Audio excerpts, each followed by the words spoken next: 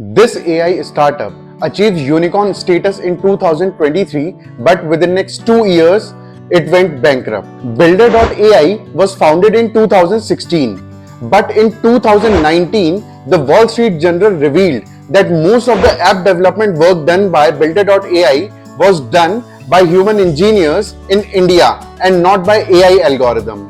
And hence they were accused of AI washing. AI washing is the term used when companies falsely claim and exaggerate the use of artificial intelligence in their services to appear more technologically advanced than they really are. But because the sales forecast number provided by the founders of Builder.ai were very impressive and the AI was at boom, so the investor decided to ignore these red flags, and Builder.ai kept on raising funds year on year. The company's expensive expansion plan and global workforce added to the high cash burn that they can afford, and hence there was mounting pressure from the investors, because of which Builder.ai had to secure a $50 million funding from a group of investors led by Viola Credit. But there was huge discrepancy between the real sales numbers and the numbers provided by the founders of Builder.ai.